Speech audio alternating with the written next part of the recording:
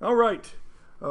Video 1 for PF1, Programming Fundamentals 1, COSC 1336. Check your schedule, make sure you're in the right place. It's not uncommon, especially yesterday. In fact, just yesterday, I had a student, it's kind of interesting, I had a student that belonged in this class, but he came yesterday. Because, you know, we didn't have class on Mondays, so Tuesday felt like a Monday, and he thought it was a Monday, and he came yesterday. And I kind of recognized him, so I told him, no, we don't meet today. Today's Tuesday. We'll meet Monday and Wednesday, so we'll see you tomorrow.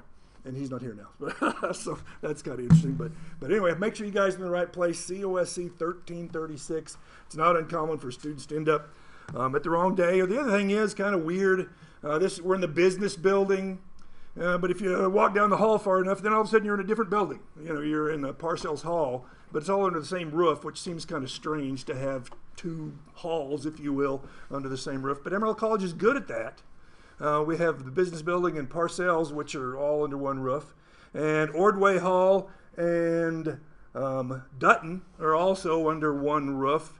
And oh yeah, that's right, the math building in Durrett also, the math building in Durrett. Now, I went to school here many years ago, and doggone it, when I was a student, the math building in Durrett, they just touched, you know, they're both kind of rectangles, if you will, looking down on top of them. They're kind of rectangular. And the corners touched.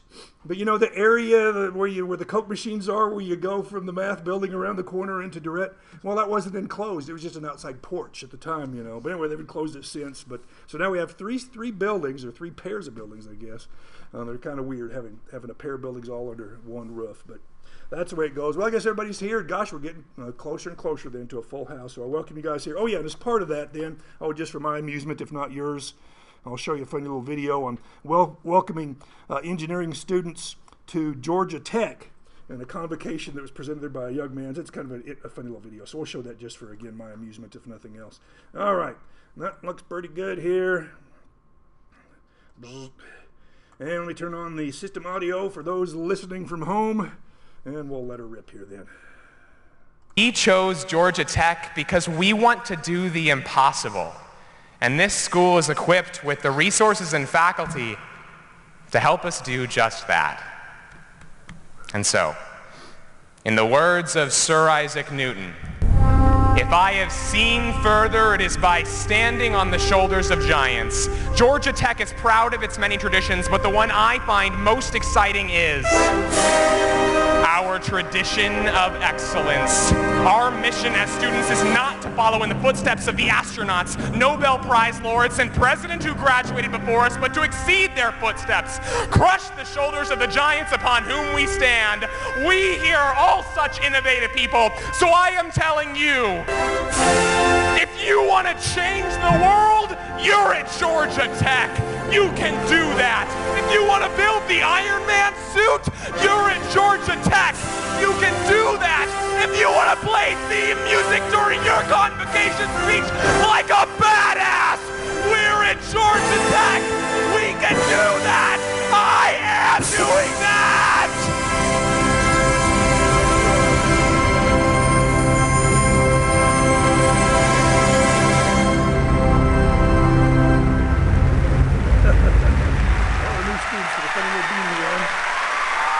Got some of those for you guys, I guess. That'd have been a good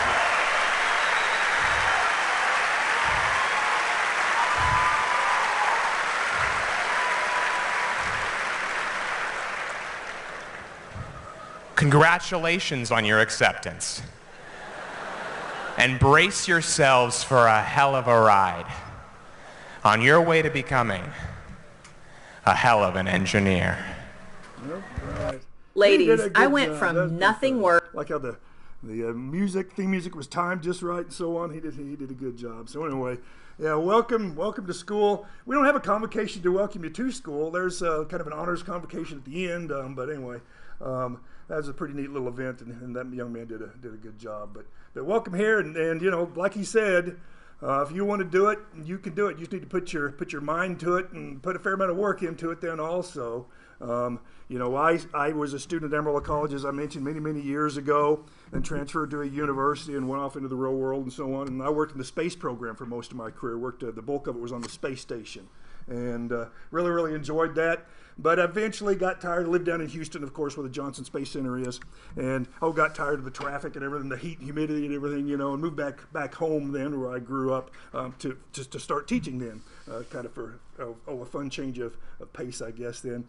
But if I did that, you guys can too. But you just have to set it as a goal and be willing to pay the piper. It can require a lot of work and so on. You'll just have to be determined and just decide this is what I want to do, and dadgummit, I'm going to make it happen.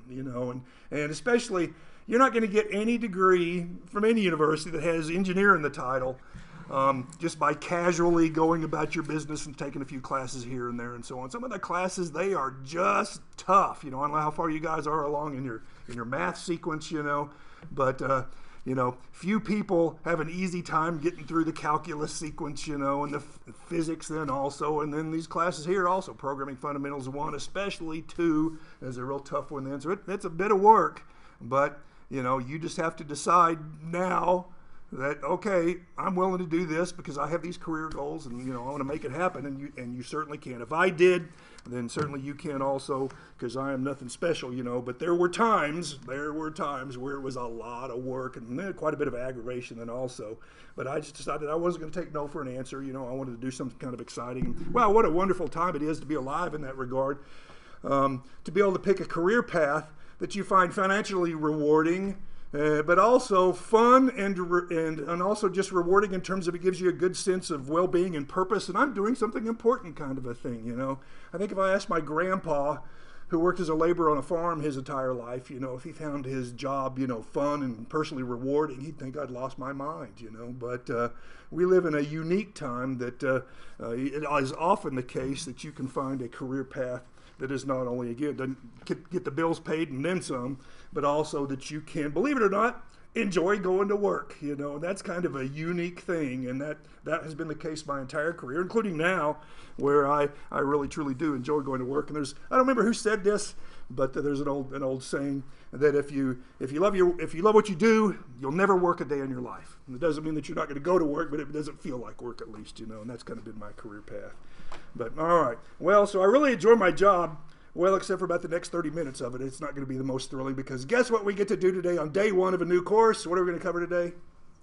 Hey, I like that enthusiasm there as everybody mumbles, yes, the syllabus. So I'm no more excited about it than you are, but we're required to do it, and it's a good idea to do it then also, just because it's kind of the course contract. And I'm going to skip through a fair amount of it. Most of the syllabus actually wasn't written by me. It's crammed in there by the college, and anyway, and it appears in every single syllabus. And I'm going to skip through that pretty darn quick, but we're just going to specifically pay attention to the things that make a difference to you guys in this course here then. Right up top, contact information for me then. And it does list a phone number. It just changed. I moved to a different office. So anyway, no real big deal, but I moved to a new office here just upstairs.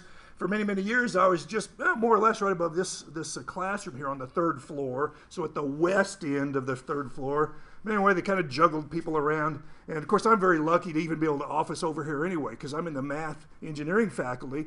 And upstairs it's all business faculty. And anyway, I don't have a business degree, but they treat me very well. They allow me to office over here with them, and also then allow me to use their classrooms, which are just wonderful, because I teach as an adjunct faculty member in the CIS department, which is business computer programming and so on. So as a result of that, I kind of got my foot in the door, and even though I'm not technically a business faculty member, they allow me to office over here. So anyway, so my office did move, and now instead of being over here at the west end of the hallway, I'm at the east end of the hallway. So when you come off, if you take the elevators up to the 3rd floor, when you exit the lobby, and I'm towards that end of the building, kind of across the hall and down just a short ways from the water fountain then at that end of the hall. And anyway, I got a new phone number, and nobody's ever called me on it yet. You might be the first one if you make a note of that number then. But anyway, if you call, leave a message there. I won't get it till the next time I come into the office. So for sure, the best way, so make a note of that, the best way. In fact, let's just do the following here. If you looked at the syllabus already, I know that some did because I received a couple of emails about it. But anyway, if you looked ahead, hey, there's no required supplies or materials or whatever. And including no textbooks, and instead, all right, we'll just that and this. So instead, it's going to be a lecture-driven class, and expect you to take notes, whether it's on paper or on computer or whatever whatever you like. But we'll just get that started off here. Okay, this is COSC 1336. Programming Fundamentals 1. I'm going to abbreviate that as PF1. Is that big enough font for everybody to see back there? We might make that bigger here. All right. There you go. That's plenty big. Okay. PF1. And, all right. So my name is Usnick. You don't get to pick your last name, but anyway, I'm kind of stuck with that one. Kind of weird. Could be worse, I've found out. But when my grandfather came over as a little boy from Eastern Europe, his mom left his dad and ran off with another guy. And she took his name, but she let the kids keep this name, which, I don't know that that's so great. But if the kids had changed their name to what their mother had married into, my name now would be Dumpsky. So I'm pretty glad that I'm a Usnick instead of a Dumpsky. But anyway, and actually it was that kind of a more convoluted version of that even then. But anyway, so make a note of that. A lot of students just call me Mr. U. You're welcome to call me Mark, then also would be perfectly fine. All right, best way to contact. All right, is going to be email, MC Usnick. Those are my first two initials of my last name, at actx.edu. And yeah, if you would, send me an email directly instead of messaging me through Watermark or Blackboard, because with email I can reply easily from my phone. If you send me a message from Blackboard or something like that, I have to log in, and often I'll go to a computer to do that, and it's more of a pain in the neck, and it would delay my reply to you then. So there's that. Back to the syllabus we go. Office hours, hey, for you guys, so here you are, COC 1336 on Monday and Wednesday morning. And well, my official office hours, we're required to post a minimum number of office hours, and that's all I have posted here, just those that are required. But I'm here a lot more than that. But my official office hours are before class. And then I also, do I have some in the afternoon? I guess I don't. But anyway, so my official office hours are before PF1 on Monday and Wednesday, and I also have PF3 on Tuesday and Thursday. And so I'm here early, 4 days a week before class. So you'll have an easy time catching me just before class. And also, well, today after PF1, which wraps up at 11:15, then I have about an hour off until my next class. I teach PF2 in the afternoon then. So I'll grab a little snack or something like that in between, but I'll be in my office after this class. So anyway, catch me in my office before class, or just catch me up here on your way out the door, and we can visit then also.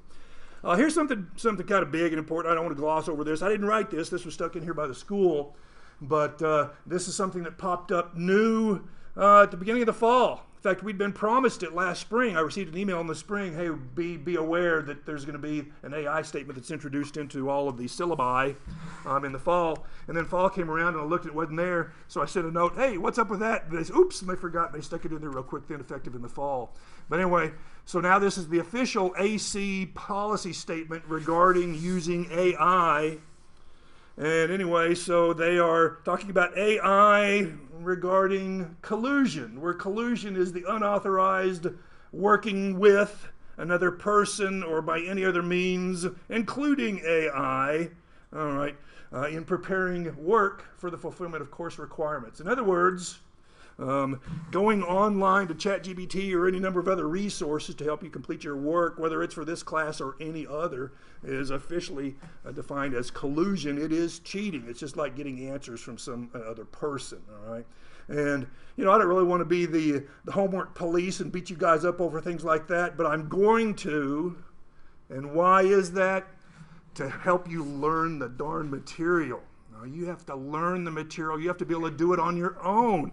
You have to do it on your own. We're going to give you many lab assignments this semester, programming assignments.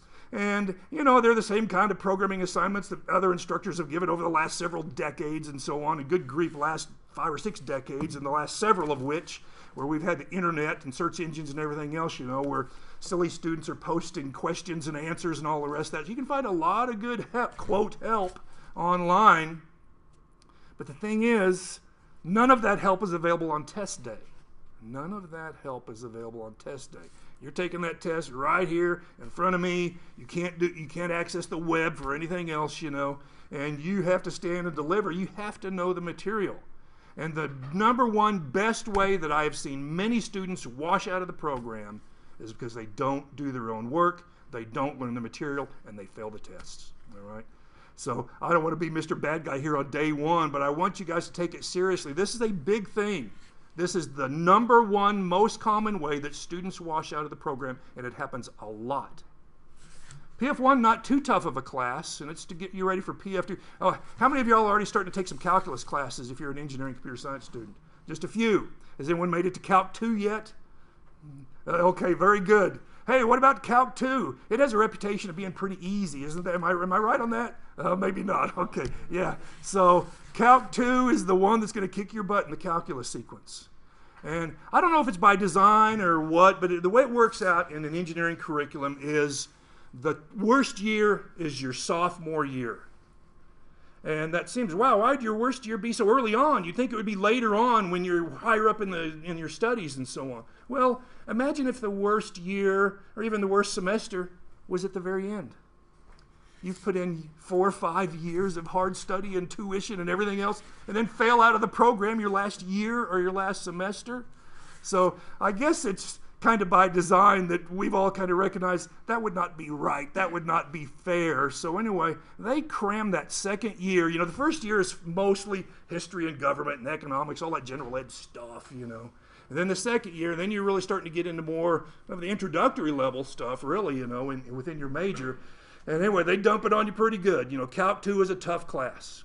You know, Physics 1, tough class. And I'm here to tell you, PF2, your next class to follow this one, is a tough class. And I am not bragging about it, and I wish it wasn't the case, but largely because of this. Last semester, half of my PF2 class did not pass. And I am confident that the majority of those that did not pass, it was simply because they got in the habit of getting, quote, help on their labs. They didn't do their own work on their labs. They didn't learn the material, and they choked on the test.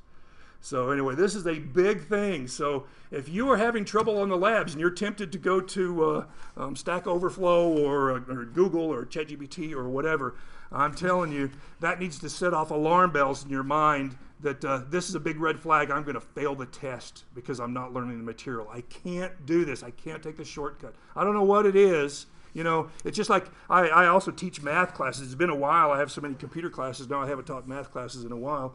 But I've taught lots of math classes. And you guys know how it is.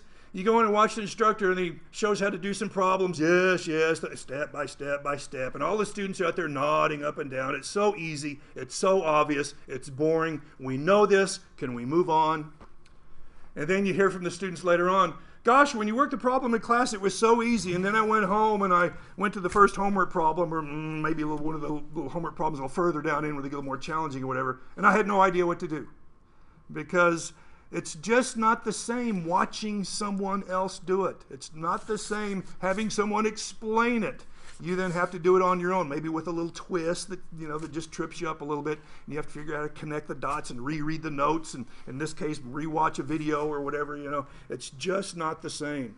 So the #1 thing I can tell you that will guarantee or come close to guarantee your success through all of these classes that I teach is you have got to do all of your own work. I give you everything you need in class to be able to complete these labs and to be able to ace the test then.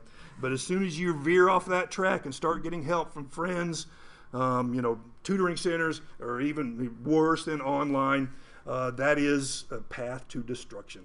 All right, there's that. Let's see, we're going to kind of skip down here pretty quick. I've been told to mention that if you find yourself in a crisis at some point, there are resources on AC Campus. Then there's a web page and a phone number you can call if you find yourself in a stressful situation. Administrative drop and withdraw. Drop, I think of those as synonyms. I don't know about you guys. I'm going to drop this class. I'm going to withdraw from this class. But anyway, at AC, we don't treat them as the exact same thing. Administrative drop, that's something we can do to you if you don't participate in class in the first week. Hey, if you're here and you signed up today, then we will not drop you from class. Withdraw is something you can do on your own should you decide that this ain't for you, or you got work conflict, or you're moving out of town or whatever, and you need to withdraw from this course. You can do that, start that process just by sending me an email. And that goes all the way, wow, through week 13. So they give you a lot of time to decide whether you want to stick it out or not. Back in my day when I was a student, you had to decide whether you were going to withdraw or not by like week 3 or 4 or something like that. A lot of times you hadn't even taken your first test, but it was time to roll the dice and stick it out, you know, and it was like a lot of things then. Things were kind of tough, I guess, back then. All right, let's see here. Privacy statement. We're not going to talk about your grades with anybody but you. Mom and dad, no. You know, spouse, girlfriend, boyfriend, no. Just you. All right. And, oops, this is the wrong class. Look at this. Okay, so I clicked on the wrong link. Let me correct this real quick. All right. I copied the first link. Maybe it was the last link now that I think about it.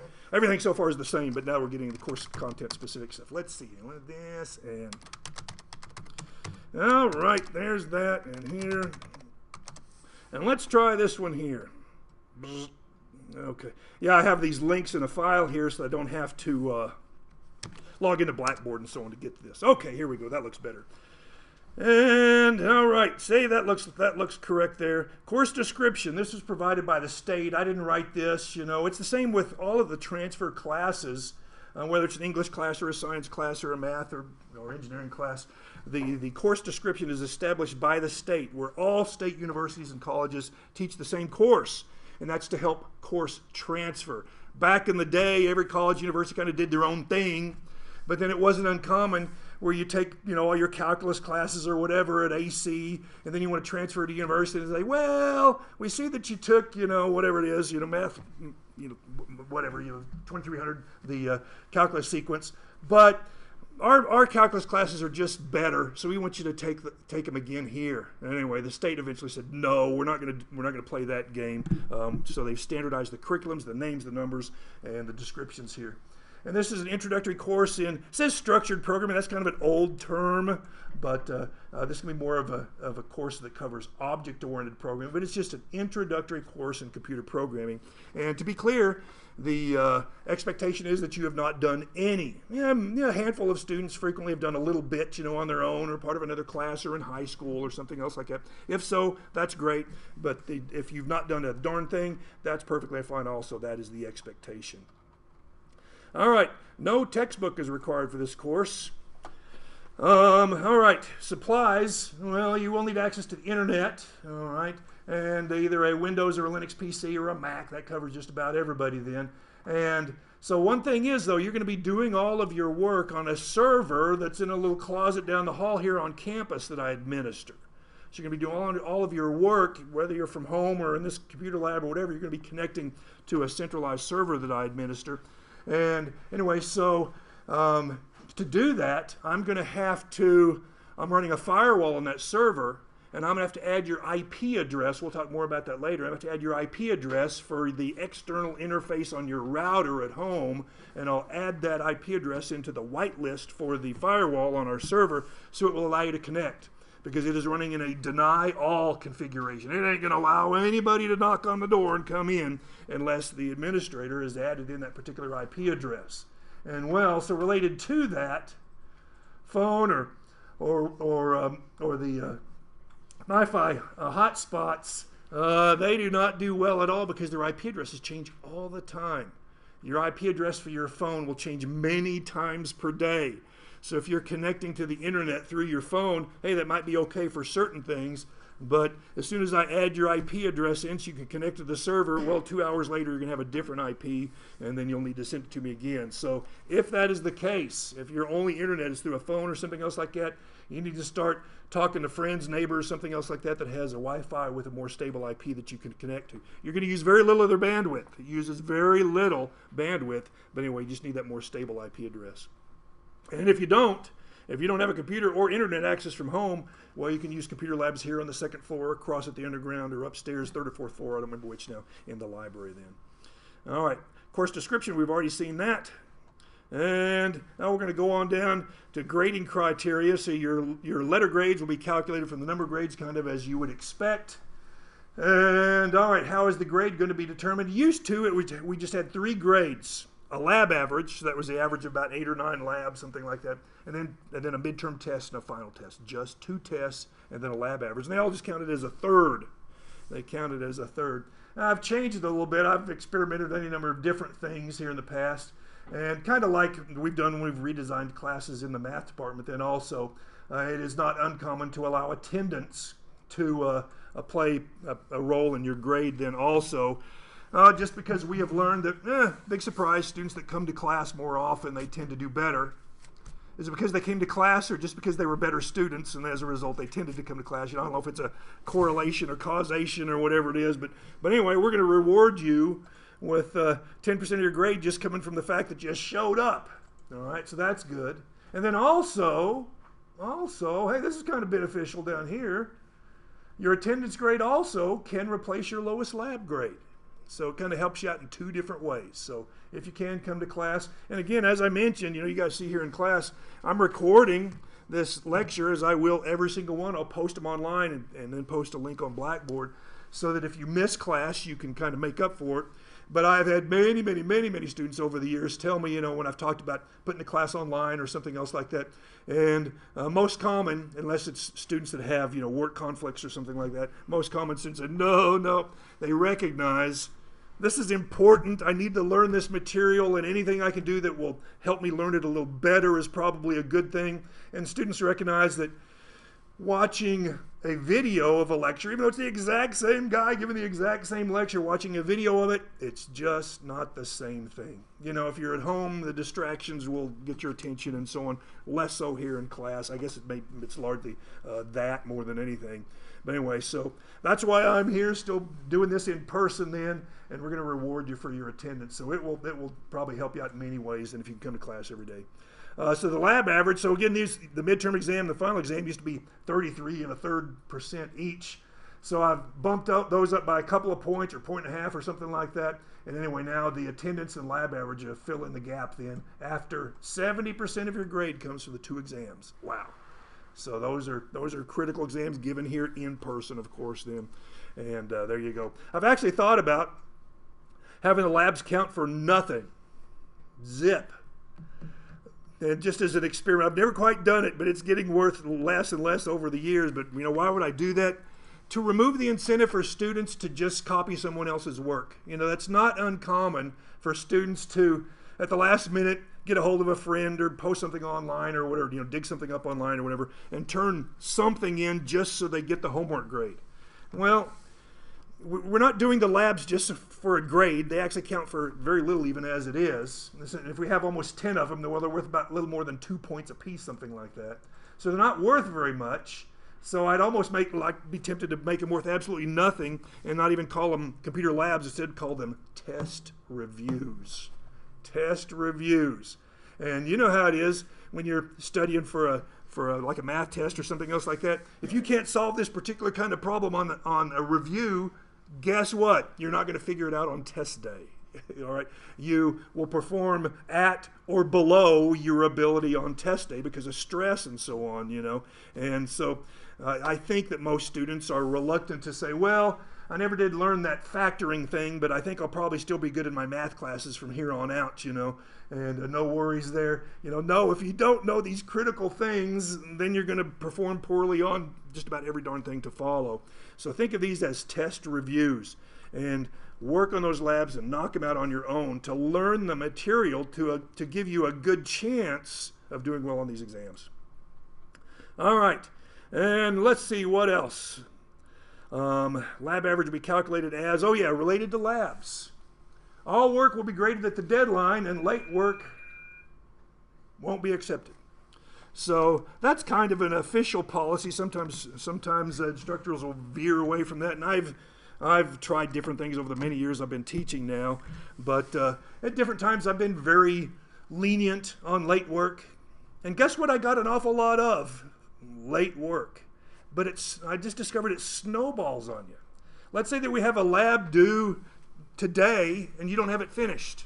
You're still working on it. You're still thinking about it. You're still stuck in the problems it was giving you. But, it was due today. I'm moving on. I'm covering the next lab. But you're still focused on the last one, and after class you're going to go back home and continue to work on the last one. And anything I said in class about the next lab probably went in one ear and out the other, and it didn't sink in, and now you're at a disadvantage on lab 2, and so on. So I just realized letting students get behind, and especially if they make a habit of it, and it's often the case that students either turn in everything on time or they turn in everything late. But the students that turn in everything late, they just don't learn the material. So I'm going to be Mr. Mean Guy here. And anyway, I grade the labs at the due date, and that's it. That is it. So no late work will be accepted in this course then. And if it's not finished, I'll give you some kind of a poor partial credit grade then based on what you have done then, okay? And now, to be clear, early on, it could be the case that you completed the work, but you didn't put it in the right place, you didn't submit it correctly, and so on. If that was the case, let me know, and I'll look at it, kind of verify that that's correct, and allow you to correct the problem, and then I'll regrade it, if it was completed on time. I will regrade it if it was merely that you submitted it wrong or something, and we'll talk more about that later. But if you didn't have it done, then you will get the bad grade on that, and we'll replace it with your attendance grade then. All right, let's see. I'm going to say that's pretty good there. And anything else we need to talk about? I don't really think so. I don't think so. That's not too bad. All right, so let's see. Let's go here. And so first assignment then. Let me go ahead and over here. Then I'll do this. All right. So homework for today. How about, okay, let me go to my web browser and backspace off a little bit of this. All right, PF1 lab 0. All right, lab 0. Man, that's awful big. I'll shrink it down just a bit. Okay, here we go. So for our first little assignment, doesn't count for anything other than it's kind of a check in the grade book. But yeah, I say here, I'm not going to grade any of your other work until I've received this. So you need to get that done. We're just going to ask you to do this immediately. So do make a note of the URL here. I'll tell you what, let me copy that, and I'll make it even bigger over here in Word so you can make sure and copy it down correctly then. So we'll do this and here, and let's come here and make it nice and big. How about that? Okay. So the server that we're going to use, both for giving you assignments and also where you will complete your work, that server is CS, which is short for Computer Science, big surprise, .actx.edu /tilde. The tilde is the shift of the key underneath the escape key up on the keyboard. And then my last name, Usnick, /capital PF1. So that's an acronym, so I've capitalized it since it is an acronym. Everything else is lowercase. Everything is lowercase except for the P and the F. All right. So make a note of that URL. And what that URL is, I'll pull that down here where you can still just see it then, even on the recording, what that URL is. Hey, you're going to look through the syllabus. Oh, that's exactly right. We had to take a peek at these other policies on the server too. We'll do that next, I guess, then. So we're going to look at the policies which are spelled out in the syllabus, plus attendance, homework, late work, and test policies. We'll hit those real quick over here on the server. You're going to send me an email with the following information. All right. Subject line should include PF1 and your name. All right. So whatever your name is, stick that on the end of the subject line where I can recognize that. And if you would, in the body of your message, if you don't mind, if you do mind, then don't send it. That's perfectly fine. But if you feel comfortable doing so, send me your phone number. Am I going to be calling or texting you ever? Very unlikely. But it will happen. Well, it'll happen regularly that I'll get a call from an employer. Hey, I'm looking for somebody with these skills. Do you have any recent graduates that might be looking for full-time or part-time or whatever work, Oh, yeah, I just lost a guy last semester. He moved on to WT or whatever. And because I have these old emails that I'll keep, I could contact them then after the fact. So that'd be the only reason I'll ever contact you, is perhaps to let you know about a job opportunity or something that kind of matches your interests that pop up sometimes down the line. And then also, in the body of that email, if you would, and you're welcome to just copy and paste it. Put a little statement such as this here that acknowledges I have read and understand the syllabus and these various policies, which we'll go over next. And also, I acknowledge if I do not complete the work on the labs with minimal outside help, it's unlikely I will pass the exams. That is a very important part of today in the syllabus and so on then. All right.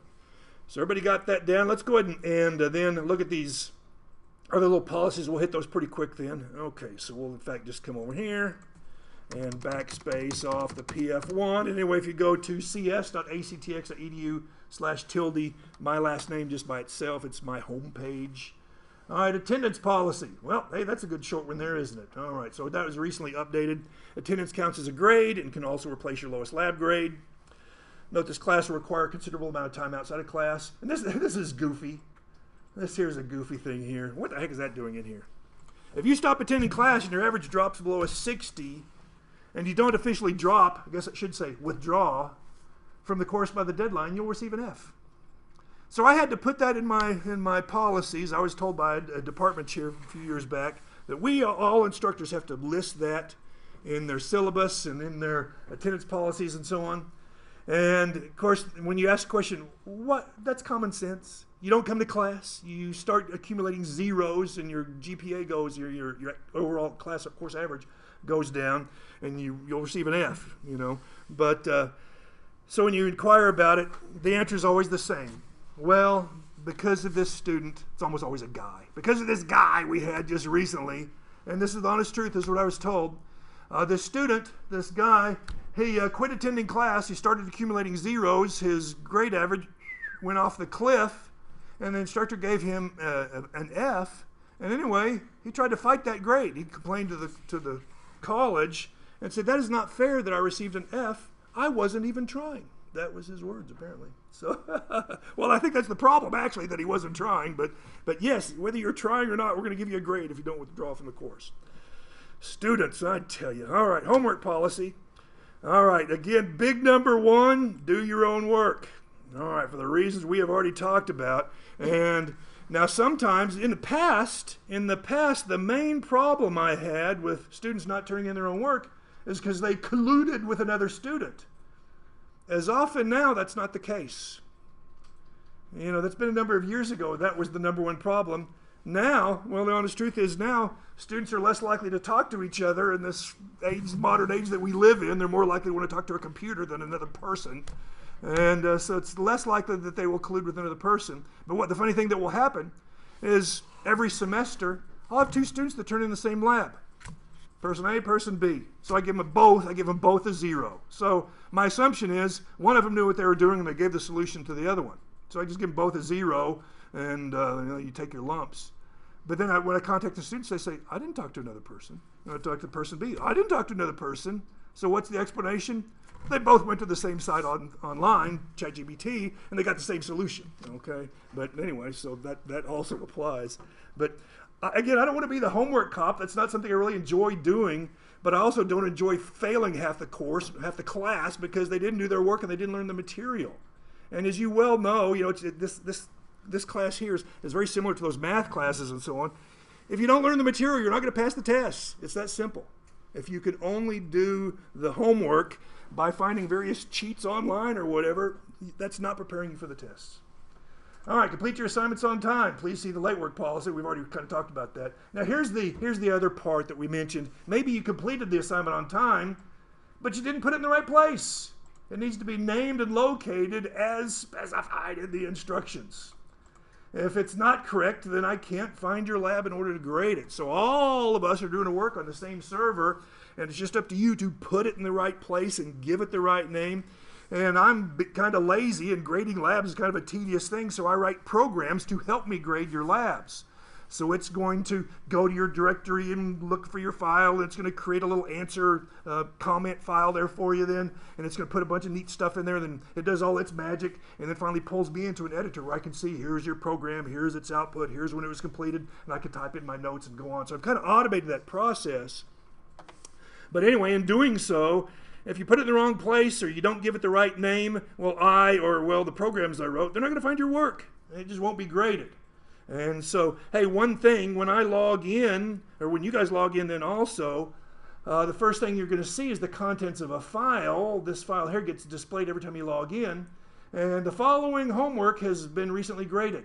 So at some point, PF1 is going to have something pop up over here to the right once we get your first homework assignment that has been submitted and graded. So you guys make a habit then when you log in and this stuff here is displayed, and if there was a lab that was due today, well, look over here and see if it says lab 1 or lab 2 or lab whatever and so on. And if it was, then go to the directory where your lab was completed. That's the same as a folder, an old school term for a folder. Go to that folder or directory and look for my README file. I'll leave you a file there, README with my initials on the end of it then, to view your results. And if there wasn't one of these files here in the location where you completed your work, guess what? That's because there was a problem and you put it in the wrong place. All right? And then you'll have to contact me. If your work was not graded, it's your responsibility to figure out what it was and let me know so that I can regrade it then. Okay. So that's what this part down here is. Oh yeah, one other little rule regarding homework and so on is it's often the case I'll kind of give you a starting point for a program you have to write. So I have some code and you write some code and they kind of work together then. And if your code and my code, for some reason there's a clash and they don't work together, well, fix yours. Mine is fine. Okay? Don't modify my code. Certainly that applies on tests also. Don't modify my code unless instructed. And hey, one other thing. This is something that's fairly new that's popped up. All right. If your solution, now these terms here won't mean much to you right now, but they will later. If your solution, your program that you complete on a homework assignment, uses classes or methods or functions or techniques or implements a design other than what we went over in class, you're likely to get a big fat 0 for that. All right? You know, I'm going to show you everything you need to know to complete your assignment. And if you turn in your assignment with a bunch of other stuff, what's that a big clue that you did, that you went looking online? All right? So this is an intentional way for me to tie your hands and make it more difficult for you to turn in work that you found online. Use the tools and techniques and tricks and so on that we taught you in class. Nothing else, because what I've taught you is sufficient. And I'm perfectly honest here. The reason I do this is to make it more difficult for you to turn in work that you found online, which is just such a problem these days. It is a problem, and it has horrendous results for the students that engage in that. All right, that is the homework policy, late work policy, pretty short. So that's you guys here, PF1 and 2. We've already gone over these things here earlier. We'll hit the test policy very briefly. In fact, I tell you what, I'm going to defer the test policy until right before we take our midterm test here in about 8 weeks, something like that. So we'll just blow that off for now. All right, so I'm going to say that completes enough of the review of where's the darn thing? Is it going to get us to where we want to go? Hey, here we go, to Lab 0. We've gone over the syllabus briefly, and then also these various policies here, and so that should be able to allow you to, in good conscience, send me an email confirming that you have read and understand these various policies. Questions on the syllabus or how this course is going to be organized or anything else? All right. Okay. We'll close this out. Bring that back up. And how we do it on time. We ought to take a break here pretty quick. In fact, what the heck? That's kind of a good stopping point. Let's just do that very thing. Let's take 5 minutes. We'll take a quick break. All right. We are back from our break. And we're going to talk much about course content today other than start to talk about the development environment. Oh, one other little thing I'll do, I guess, just so as a point of conversation, something to stress for you guys, is programming is, learning to be a good programmer is difficult. You know, students that have done a little bit of programming, it's kind of all fun and games when you're young and the programs are kind of simple and silly and all the rest, you know. But, of course, ultimately, the programs that you work on are going to perform some important task. I'm going to say that most programs certainly can cause financial problems if things go wrong, you know, if you are not correctly taking care of, you know, anything related to business, whether it's payroll or accounting or inventory or billing or whatever, you know, if you're not doing that correctly, then you're probably costing the company money. A number of systems, you know, the systems I worked on when I worked for NASA, they were man-rated systems. People's lives depended on them and so on, you know. And gosh, I know of some stories of one from way back when I was learning. There was a story of a company that provided X-ray machines, you know, medicinal X-rays where they'll, I don't know, zap tumors and different things like that and so on, you know. And anyway, they decided to put a new user interface on this computer system that was used to control this X-ray machine that would treat you know, patients by giving them the proper dosage in the right location and so on of X-rays. And they put a different interface on it and, you know, tested it out and sent it out, and there you go. And anyway, they got a call back before too long. Hey, this hospital had a customer that it appears they received a lethal dose of radiation. They died, and then come knocking on the door wondering what the heck you guys did. It couldn't have been us, no way, go bother someone else, I'm sure their attorneys probably were calling then also, so they kind of blew it off at first. And anyway, got a few more of those same calls, And anyway, there's a little bug in the user interface that they put on there then. And if the technician that was programming the thing zipped between the little cells, to fill in the right information in a different order than what was expected by the person that created the interface, then it provided the wrong dosage information, so on, killed several people and so on, So anyway, yeah, at the end of the day, when you really go out and are working for a living, the programs you work on, they're going to be important, and you need to be good at it. You need to be good at it. So I'm officially giving you permission, to kind of blow off and just kind of skip your way through and do whatever's necessary to complete some of your classes in your degree plan. Certainly some of those that are just part of the general ed core. Don't quote me on this, I guess, but maybe you're, I don't know. When I went through and got an engineering degree, we had to take 2 years of science. So I took physics and chemistry. They got rid of the second year of science. Someone pulled some strings down there in Austin. They got rid of the second year of science from the engineering degrees, and they replaced it with a fine arts elective, a humanities elective, and a social science elective. So a lot of my students, they take like art appreciation or something else like that, And I'm here to tell you that probably if you fudge your way through art appreciation class, again, don't quote me on this, I'm not trying to make any enemies here on campus, but probably if you kind of fudge your way through one way or the other by, looking online or whatever, it's probably not going to have any real bad negative impacts on your career. On the other hand, you need to know this stuff. If you're majoring in computer science, you need to be good at it, because one of these days you're gonna get a job and you're gonna have to deliver. And the other thing is, and we'll really rail on this a lot when we get into PF2. PF2 really prepares my students for what? Logic tests that they have to take as part of an application for a job. All right. It was the case when I was applying for jobs. It's the case for many of my students, that even though you've got your degree, whether it's an associate's degree or a bachelor's degree or a master's degree or whatever, it's very likely that when you go and apply for a job, you will have to come in person, take a logic test. Or even worse, here you go. Here's a whiteboard marker. Come to the front of the board there, to the whiteboard. We've got a number of engineers that are going to sit here, and we're going to give you we're going to grill you and have you solve problems here in front of a group of people, And it's time to stand and deliver then, You've got to know the material, and PF2 really, really, really covers the types of problems that are very commonly asked on those logic tests. I have many, many students that have sent me emails after the fact and said, hey, I want to let you know it was the material that you covered and that we learned in PF2 that allowed me to ace a job application logic test and get my dream job and so on. So anyway, so I'm, I have done my share of hiring and firing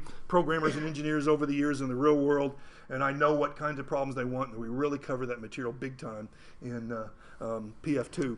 And you have to know it. You have to know that level of material, or you're not going to get through PF2, because it will do you no good, because you will not do well on the job if you can even get the darn job, because you will fail those logic tests. But anyway, so programming, you wouldn't think about it, you wouldn't expect it to be, but it can be a tough job. It can give you a hard day at work, if you will. I've had my share of tough days at work where the pressure is on and so on. I would suggest, we have some time today, we're going to do so, talk about some pictures here and so on, and kind of talk about different career paths.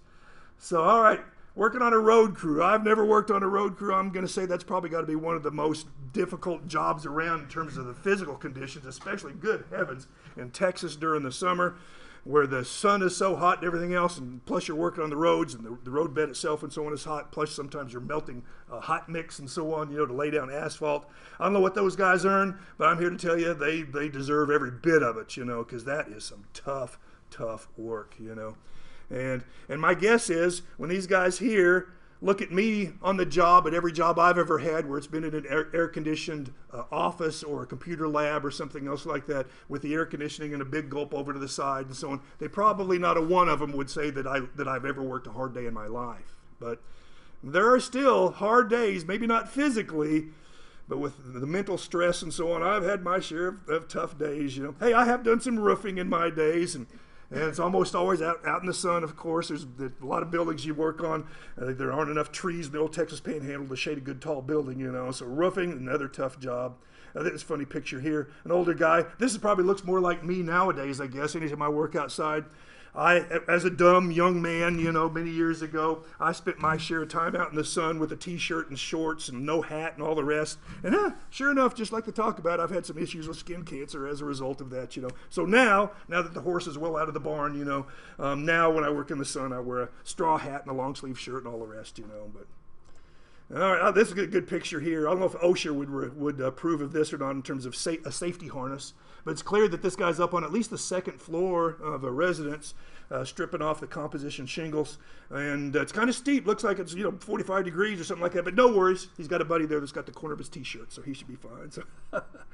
All right, and a welder and working on a building. And as a matter of fact, hey, that's me. So I've done some tough work in my life. Again, I've done lots of roofing, actually, most of it on buildings I've built on my own. And I was building a barn for a neighbor of mine and putting the finishing touches on the structure. It's kind of a neat building. I have a picture of it later on from further away. But it's kind of an interesting building. 100% welded. There's not a nut or a bolt or screw in any of it. It's all just welded together. And I was working on some of the final parts of that then a number of years ago. And this is another building I worked on. This was actually on my property. I was building a workshop for myself. So this is a neighbor of mine, and this is a friend of mine. And this right here, this is my lovely wife. Doggone it, she's not a hard worker. And she was, just look right down here, she's setting anchor bolts. You can see one over here, and one here, and one here, and one right over here, and so on. Anyway, they're used to hold the sill, the bottom plate on the wall then, but you put these anchor bolts in the concrete then when it's at the right point in its cure, you know. So my lovely wife, that was her job. We had it all marked and so on. She went around, set all the anchor bolts, and she had a torn ACL from a horse accident, and she was still wearing her knee brace there even at that point. So anyway, so this is a building that we built on my property a number of years ago. Hey, here's that first barn that I was working on back towards the back. Kind of cool. It has almost 2 miles of tubing in it. 2 miles of tubing, but I made prefabricated trusses that I designed and analyzed the forces in and everything else then. And this was, gosh, about 15 years ago I built this building, and it's still standing, so that was kind of neat. But, oh yeah, here's, in fact, I was getting ready to leave my house, going up toward my neighbor's house with some of those roof trusses that I had built and put them on a trailer, getting ready to go up the road. Here's the workshop that my lovely wife was working on then, once we got it finished at the end of the summer. And anyway, I mean to tell you, except for the concrete work, 100% of that building, it was me and my wife. Whether it's the structure, the skin inside, the electricity and the plumbing and the sheetrock and everything else, we did it all, you know. And it took us a good long time, but of course saved a lot of money in doing so. All right, but anyway, this is me in every job I've ever had. Well, as a professional at least, I guess. And again, you're sitting in a comfy chair with a big gulp or a cup of coffee and a computer and some tunes playing on the computer or radio or whatever else like that. And there's none of these guys over here that we looked at previously that would think that the bozo sitting in his comfy office chair was working hard. But you'd be surprised. You'd be surprised. It's funny. One of my students I remember very clearly from a number of years ago, about 4 or 5 years ago. He was kind of your typical Amarillo College success story. You know, community college is kind of different from a university. A lot of times university students, they enter at 19 years old right out of high school. Mom and dad are often paying the freight, and they just go from high school to university, and up they go, and so on. But anyway, the community college is kind of different. We have a lot of students that are right out of high school, but the average age at Amarillo College is actually 27. It was 27. And why is that? Is that they finished up high school, and then they just hung around in the basement for a number of years before they decided to go to school? Well, no. You know, they went on with their life, and many of them started working and doing various things, and then they got to a point where they realized, I don't like this job, and it doesn't pay enough, and I hate my boss and all the rest, and this is a dead-end job. I'm never going to be able to advance, you know, beyond a certain point and so on. And it's time for a plan B, and back they go. And boy, we love those students here because they're highly motivated. They're highly motivated. You know, the student that just left high school last year has never had a job in their life. You know, they may or may not be very motivated, but students that are working very hard at any kind of a demanding, stressful, whatever job that they hate, and they are back in my classroom because they are working on a new job career path, they tend to be highly, highly motivated. And I had this one student, and he was 28 years old when he showed up in my class, and he had worked, he was still working as a diesel engine mechanic. And he would come and attend class during his, quote, lunch hour. They allowed him to flex his schedule, so he'd come take my class during his lunch hour. And so he'd come in his Carhartt jacket and his blue jeans and so on, covered in goo from top to bottom, you know, from working on these diesel engines. And, you know, and come in off of the concrete, whether it's hot or cold or whatever, you know, and take the classes. And then he finished up, did very, very good. He was my outstanding major that semester, and I helped him get a good job working as a programmer. And I exchanged emails with him regularly then afterwards. And it was funny. It didn't take any time at all, for he sent me an email that said, you know that I worked as a diesel engine mechanic and that it was some hard physical work. And he saw that the writing was on the wall because a lot of the work that he did required lots of heavy lifting and so on. You know, you're bending over and you're picking things up, you know, lifting the head off of a diesel engine or something else like that. Things are very heavy and you're out of position and it's hot and it's cold. It's physically demanding. He said, you know, all of that was very tough. But he said, I'm here to tell you that the day I had today at the office was the most tiring day I have ever had. And was it because of the physical work he did? No, it was because of the stress. What? Stress? I'm not doing a good job of sugarcoating the career path, I guess, for you guys. And, you know, I've had lots of those days.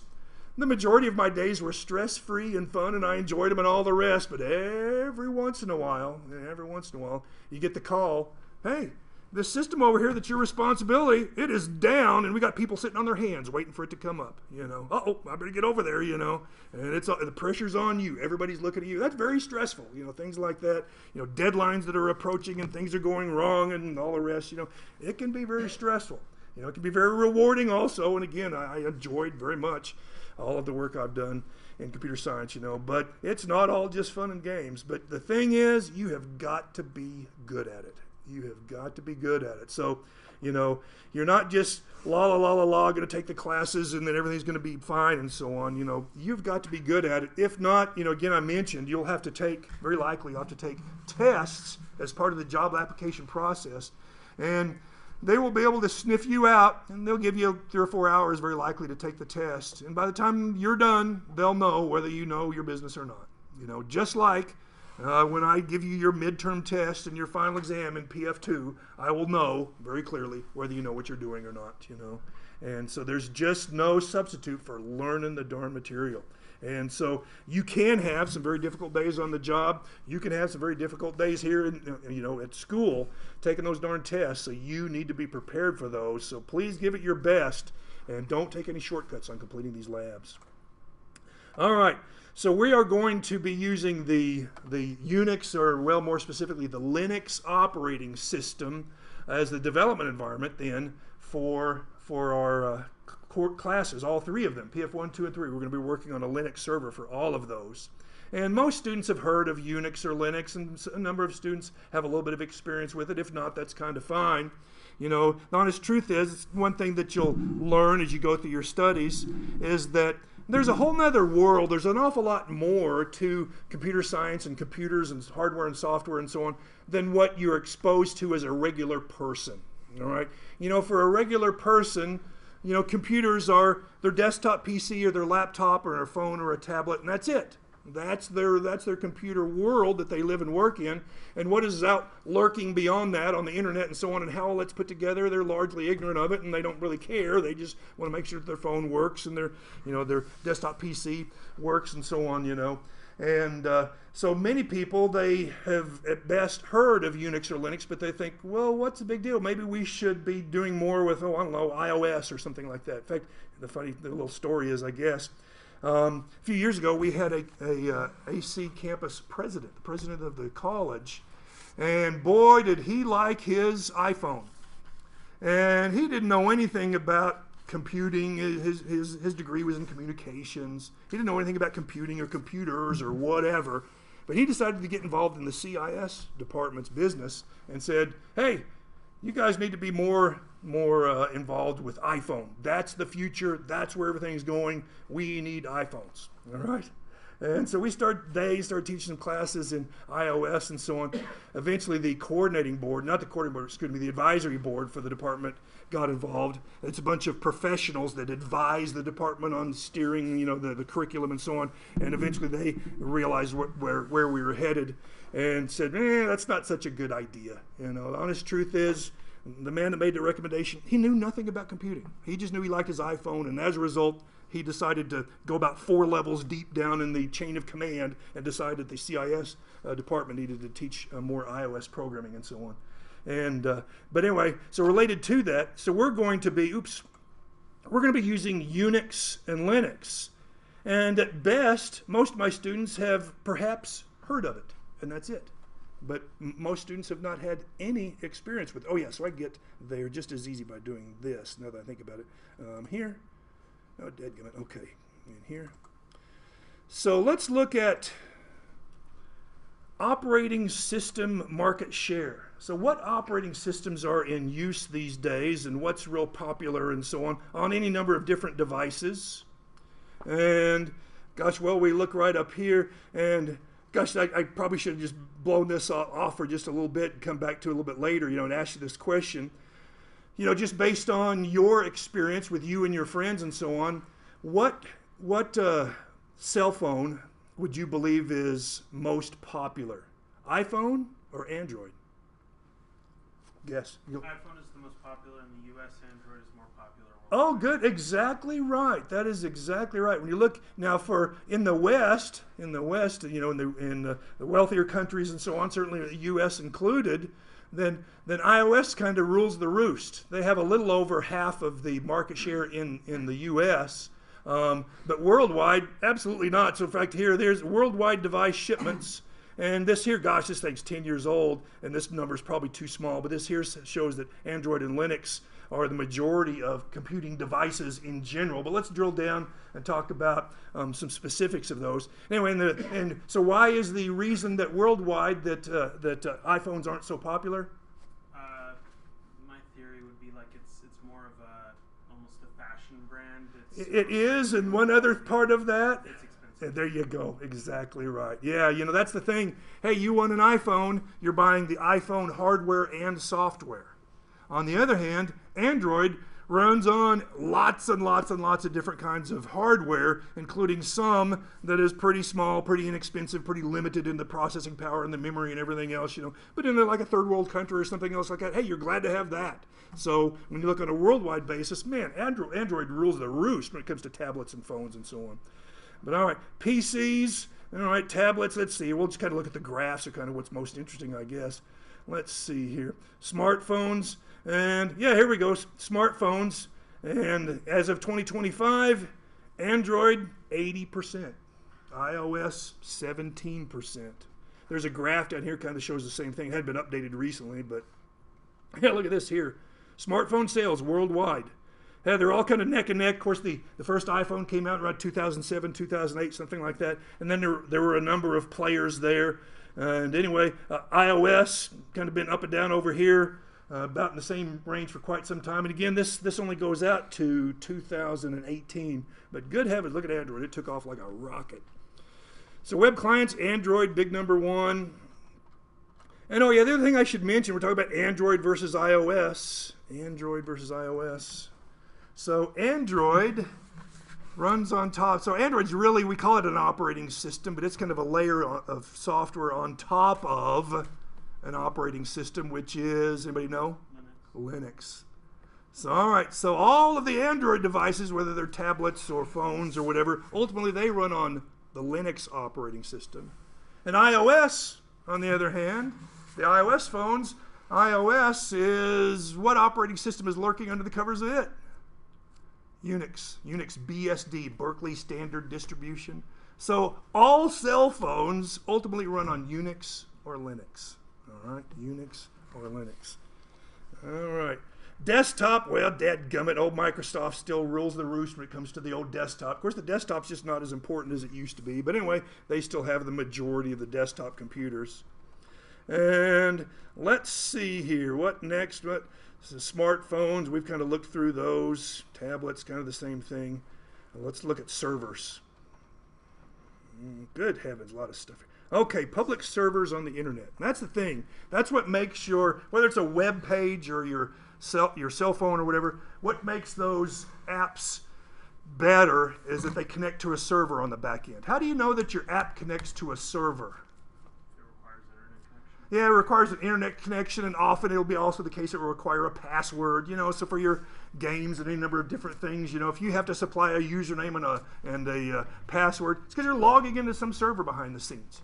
Some very simple apps that you have on your phones don't need to get to the internet. If you want to pull up the calculator, for instance, well, it doesn't need to connect to a server. It just does its stuff right there, and it could work fine in airplane mode, for instance. But anyway, the servers, that's where all the meat and potatoes really resides in the computing world. Whether it's a web page or a tablet or a phone, ultimately those are all just user interfaces. And they present nice pictures and everything else and send information back and forth to these servers. And the servers is where most of the logic and so on actually resides. And so what operating systems are important on the internet? Well, let's see here. As of March of 2025, well, just short of 90% of the servers on the internet are Unix or Unix-like. In other words, Linux. All right. So we're teaching you Unix/Linux. They're very, very, very similar. And anyway, so 90%, almost 90% of the world's computer servers are running Unix or Linux. Mainframes, that's kind of a proprietary operating system for those. For the most part, mainframes largely are IBM running a proprietary operating system from IBM. And they still are huge. Yeah, we're pointing down here in the bottom. Let's see. Yeah, mainframe technology is still the back-end engine on all of the world's financial markets. So guaranteed, for big banks, big credit card companies, investment companies, and so on, all of that is on mainframes running COBOL, one of the oldest programming languages around. It was created in the 1950s.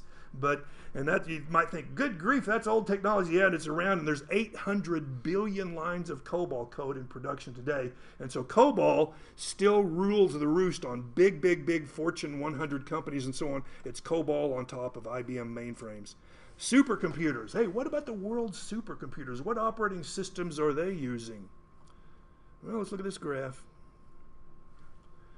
All right, prior to about, well, I don't know, 2000, we'll just say 5, I guess. Prior to 2005, well, darn near 100% of the world's supercomputers ran Unix. Oh, there's a little bit up here in this yellow, BSD, the Berkeley Standard Distribution, which is the flavor of Unix, which iOS depends upon, all right?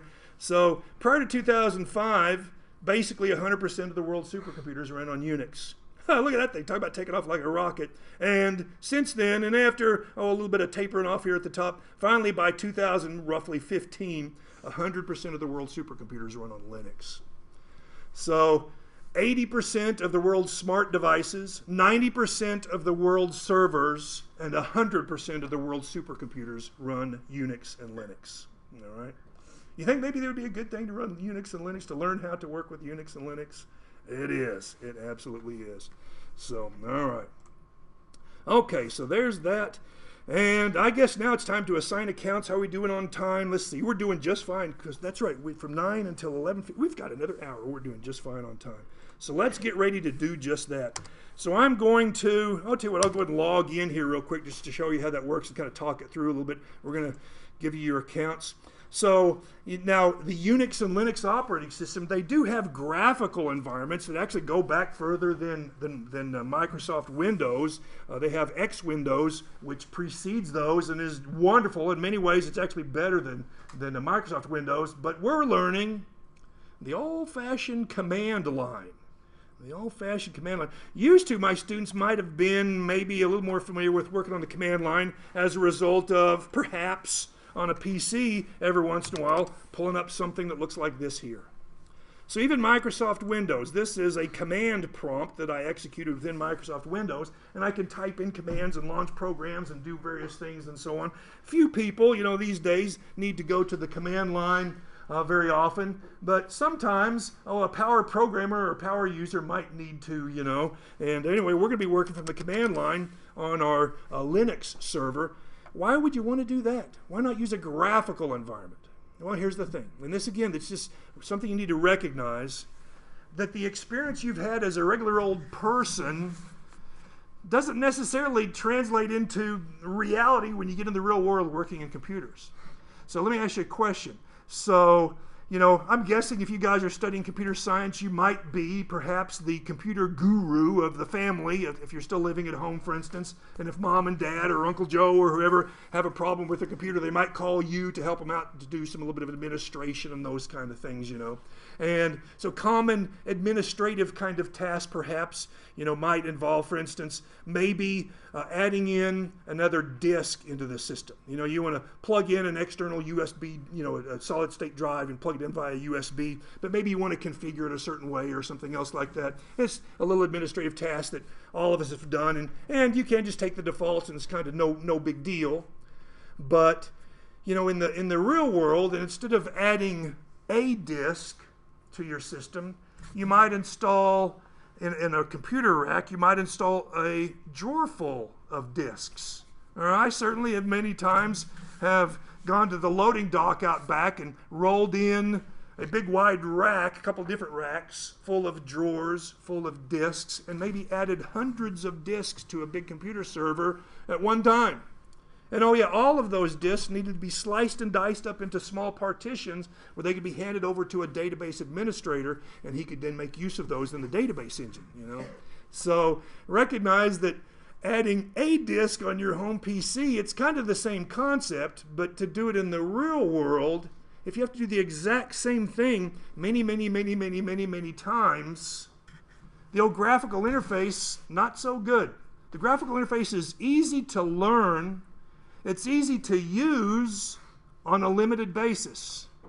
But if you need to do it over and over and over and over and over by hand, you're likely to get bored and make mistakes.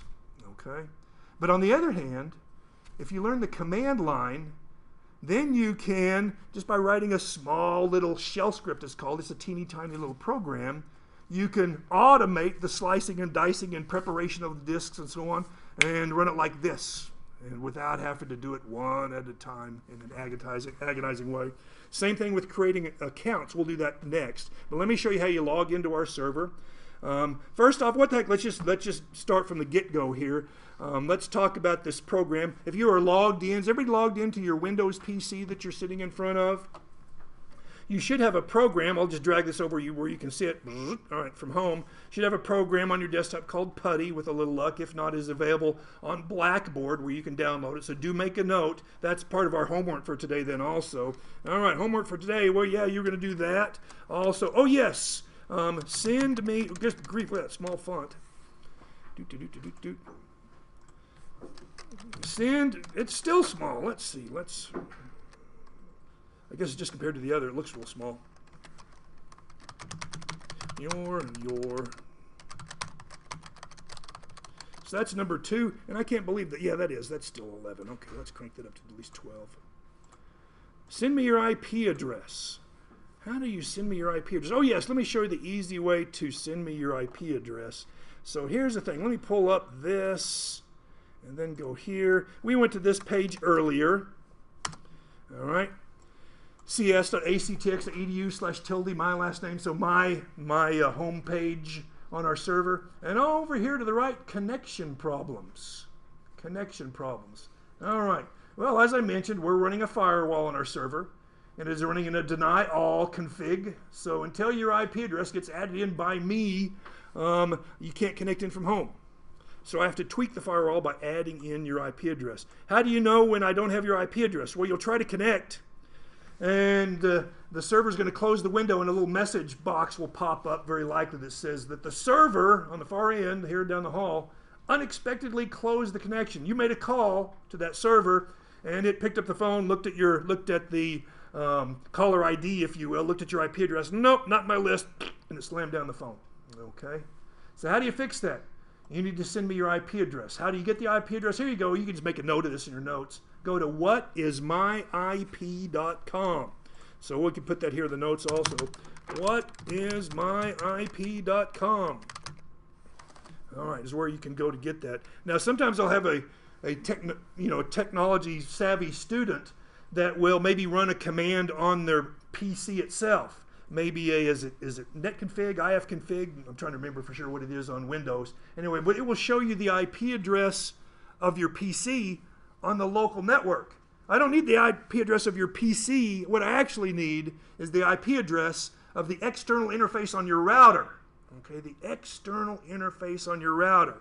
And how you get that is go to whatismyip.com. Okay, because when you send a request from your PC, well, it goes through a network address translation when it goes through the router, and then that traffic on the internet will have the IP address not of the PC, but of the router, of the external interface on the router. So every once in a while, a student will be just smart enough to ferret out their PC's IP address and send it to me. And I can recognize it. It's a non-routable IP address, which I can recognize. So no, I don't need that. I need the IP of the external interface on the router. And you can get to that by going to whatismyip.com, detect. There you go.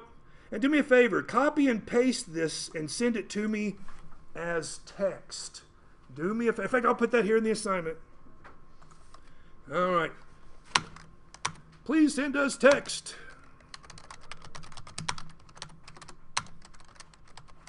Okay, why send us text? Well, then I can just send it to me as an email, send it as text, and then I can just long press on it and then copy it.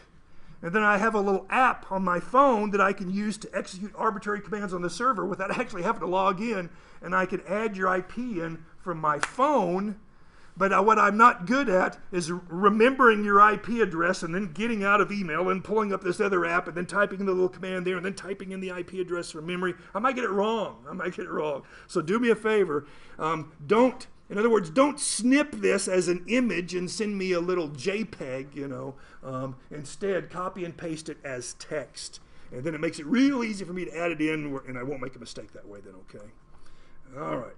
So there's that. Okay, now back to PuTTY. So I'll just make a mention here, install PuTTY on home PC. That is, if you're running a Windows PC. If not running Windows, you do not need PuTTY. And we can show you that.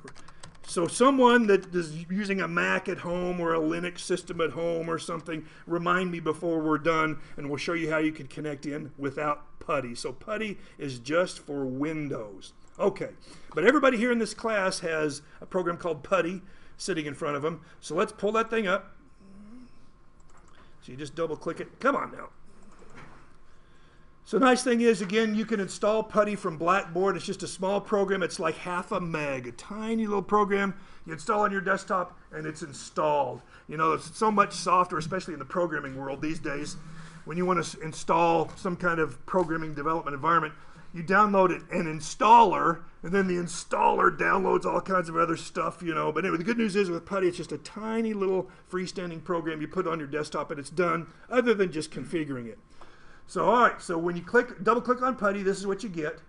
Now, what you could do is just come up here, see where it says host name, right here where my mouse is, see where it says host name. You could just type the host name, ces.actx.edu. You guys have that from our notes.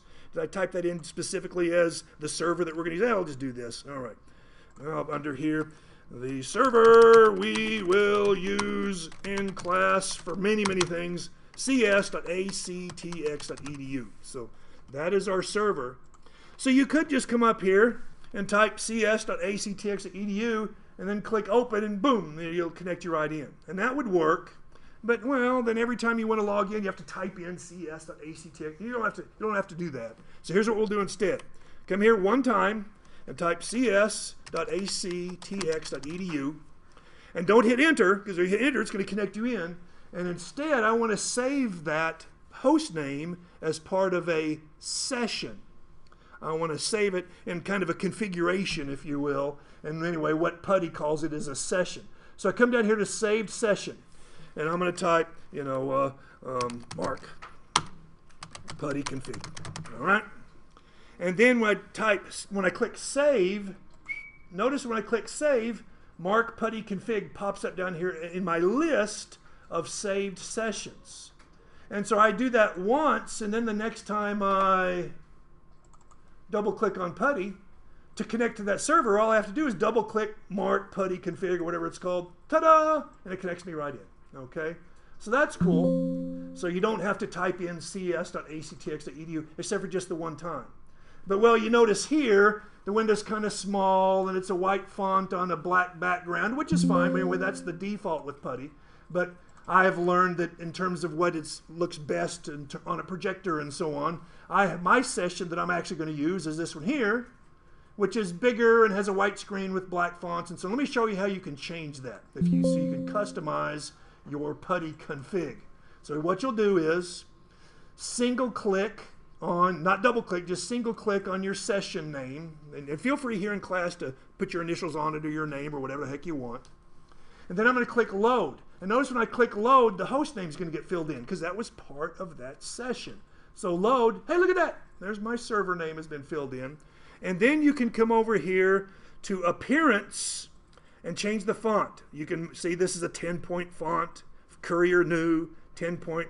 So anyway, by hitting change, you can modify the font. I'm not going to bother to do it, but that's how you find that. To change the color, oh, notice here C-O-L-O-U-R. So PuTTY is actually comes from Great Britain, so the British spelling of the word color. So anyway, so you click on color, and then you can come over here and you can change the foreground color and the background color. Really, those two are the only ones that you need to change. You just single click them and then click modify and select your color and so on. But now once you've done that, you have to save your font change and your color change and so on, so they're part of that session. So once you're done with the appearance screen, changing your font, and the color screen, changing your foreground and your background, once you're done, come back up to session. Come back up to session at the top. Oh, okay. And then single click your session name and then save. And then it saves the font and the colors along with the host name, and then you're golden. Okay. Now again, I just wanted to show you how all that works. I'm going to go ahead and single click my session and hit delete because I already have one that works fine for me. So once you get that done, you then double click your session. Ta-da! And it connects you right into that server. I'm going to type my username, which in my case is my last name, and then my password. Notice when I'm typing my password, nothing is echoed. Sometimes students freak out. They want to see a little progress indicator of some kind. Nothing is echoed at all. Keeps the shoulder surfers from looking at your password and so on. But anyway, it's reading your password. It just doesn't show it. And hit enter, and I'm in. And now here we go. So I just log in. Sure enough, it's giving me that little, it's called a message of the day file here. Yeah, no homework was graded today, so I guess I'm good. And now I'm sitting at a command prompt. So down here I can type in commands. So let's get your account set up, and then we'll have you guys log in. All right.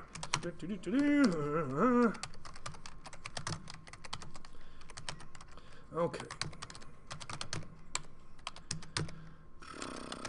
Okay. So here's the deal. Here's the deal. Again, I've been a programmer for many, many, many years, and so any boring, repetitive task that I have to do regularly, I automate it. This is kind of the neat thing about learning to work from the command line.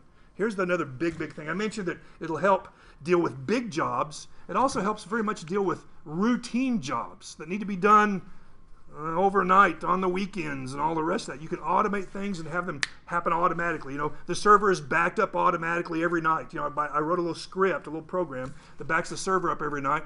If it hits any kind of a problem, it will retry. If there's still another problem, it'll send me an email. You know, it'll let me know there was a problem so I can come look at it, for instance, you know.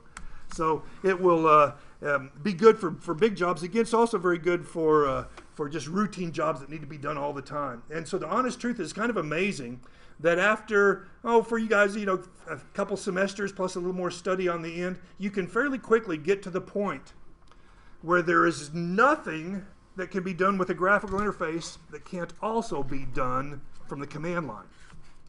And the big advantage is everything you can do from the command line, you can take those commands, put them into a little text file, turn it into a shell script, and then you can run it in the middle of the night when you're asleep. You know, that's the thing. You can't automate crap that you do on a graphical interface. I mean, there's programs that will try to do that, that will capture where you're clicking, and so it can kind of replay that and so on, you know, but it doesn't work especially well. But the command line is just built for that.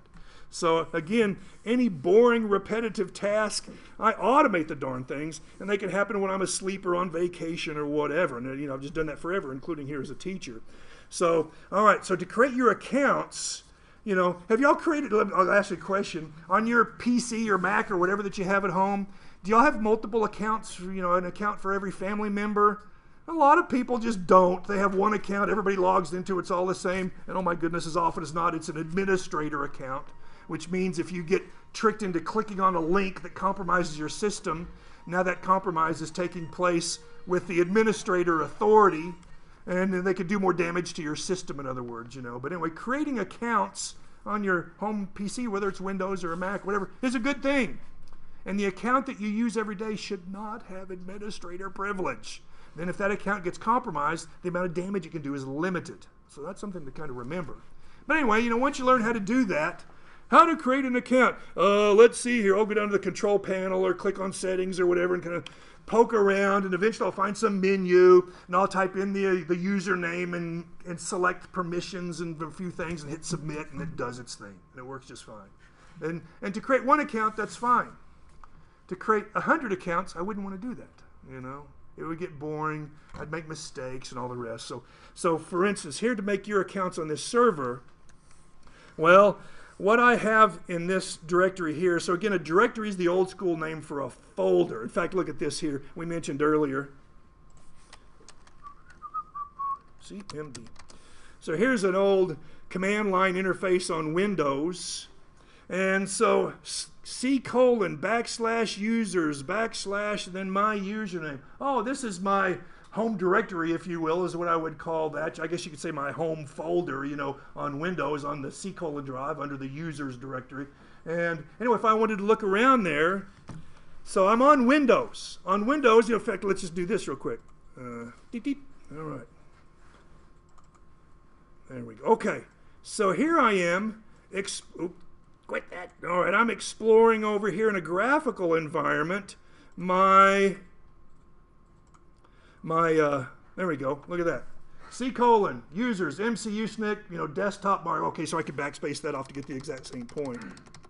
So here in the graphical environment, okay, it's showing, so I could say view and have it show me as details instead. Okay, so here I am looking at my home folder, my home directory, if you will, with a graphical environment. And here I'm in the exact same directory from the command line.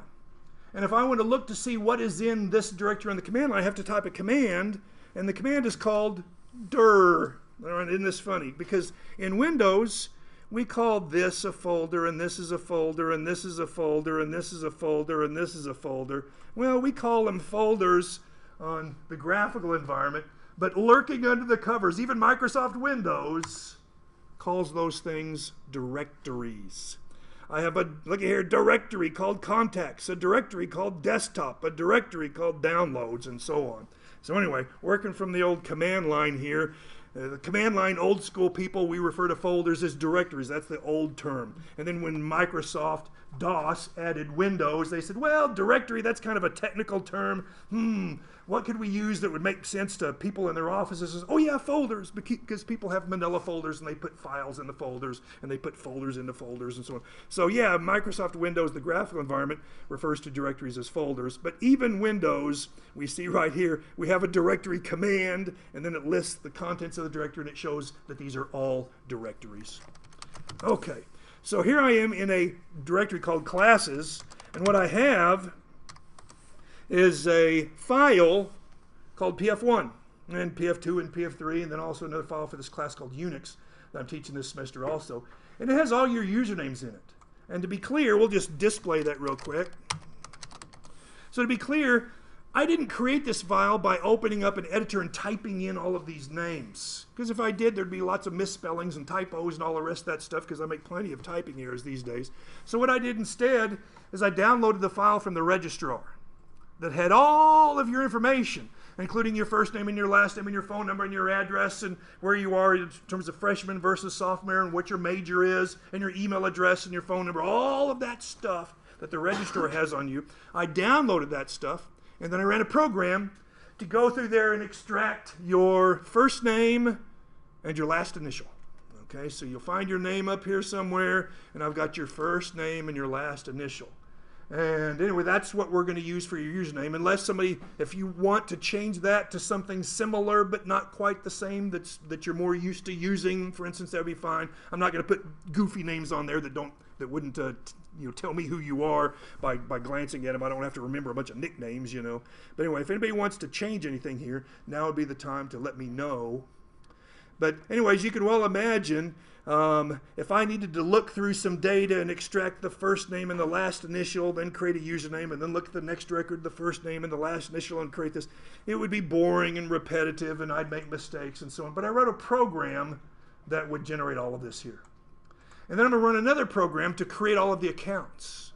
And the thing you need to stop and recognize is, it doesn't matter if that file I got from the registrar had 3 users or 300 users. It's the same amount of work for me.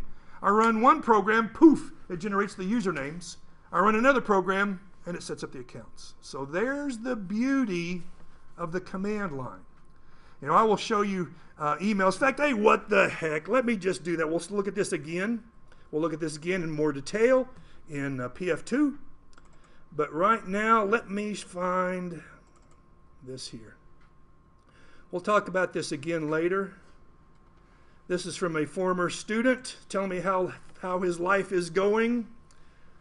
I am the go-to guy for command line. These are his words, not mine. Command line is king. All right. This is a former student that went out in the world, and when he or his coworkers are having problems, or I'll say this, when his coworkers are having problems, they turn to him because they never learned command line, but he did. And he can automate things, and he can solve problems that they can't.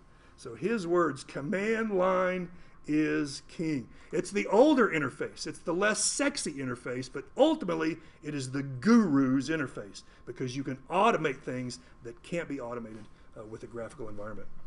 All right. So does that look good? Any typos or anything else here? Anybody want to speak now and have me make a small change here to your username? Because otherwise you're going to use that for the next 3 semesters. All right, so I'm going to go to here, make accounts. Okay, PF. So this is a little shell script. It's a little program that is 31 lines long. 31 lines, there it is. A fair amount of blank lines and some comment. There's the entire program. I went to the trouble to write this darn thing once, and then I just run it, make a small change to it there. In fact, I could just pass in the file name on the command line. It would work perfectly fine also. But I just changed that little variable there to PF1, and then I run that, and it's going to create your accounts for you right here. If the account already exists, it'll print a message. Otherwise, everything's good, so we'll just watch this. And it would create it in the blink of an eye, but I intentionally put a delay in there in case something goes south. I can interrupt it before it does too much weird stuff. But oh, that's not much of a delay. Okay, so I do have accounts for. That's right, Brianna and Ruben. I guess left over from previous semester, so you guys are good then from last semester. Everybody else got a brand new account here then. So do make a note on your notes. Make a note of your username, and we need to get you logged in here then. All right. So your initial password, I'll do it over here in the notes, I guess. Well, this will be fine just on the command. Every once in a while, I'll just type something on the old command line here. Initial password. This is a very secure, it's a great password. I recommend you use it on all of your banking accounts and everything else. It's a very, very good password, and it is let me in exclamation point. All right, that's your initial password. So what I'm going to ask everybody to do here real quick is, hopefully you've already kind of got PuTTY configured well enough, and if not, just go ahead and, if nothing else, launch PuTTY, type in cs.actx.edu, and then click open. But if you've already saved it as a session and all the rest of that, then that's perfectly fine. And then go ahead and connect to the server, type your username and your password. And do note, all lowercase, no space in between the 3 words, and an exclamation point at the end. Give me a thumbs up if you get logged in. When you get, look at that, we already got a number of students that are doing good there. Good job, you guys. If your neighbor next to you hasn't got logged in, you might see if you could offer them any help at all. Very, very good. Yeah, you guys will learn to appreciate it. First, it seems kind of clunky, but you will soon learn to appreciate the beauty, dare I say, the elegance and the simplicity of the command line. I'm going to say almost all of my students end up being big-time converts to the command line. And again, if nothing else, you know, they may, when they're doing some casual programming or whatever, maybe they want to use Visual Studio or any number of other tools, you know, but they do recognize the power of the old command line when it comes to doing really tough stuff. Brianna? Okay, so I might need to tell you what let's do here. PASSWD BRIANNAO. Let me in! Exclamation point. Let me, oops, me in! Exclamation point. Okay, try that now. So I just reset your password the same as everybody else's. Anybody not logged in? You guys are all right. Okay, so, hey, one thing I would suggest you guys, and that is, we're going to be teaching you for today and then next week. Does it go into the, gosh, good heavens, we missed Monday because of Martin Luther King Jr. Day.